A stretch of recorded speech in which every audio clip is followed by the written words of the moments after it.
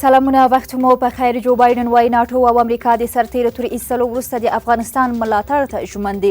هغه د ناټو د غړو هیوادونو د مشرانو تر غونډې وروسته خبریالانو ته ویلي د ناټو د غړو هیوادونو ترمنځ د افغانستان په اړه اجماع موجوده ده. اروپایي ټولنې په دوحه کې د اساسي مذاکراتو پر پیلېدو ټینګار کړی دی. د افغانستان لپاره د اروپایي ټولنې استازي توماس نیکلسن ویلي چې د سولې په ټپه ولاړې خبرې باید ژر تر ژره پیل شي.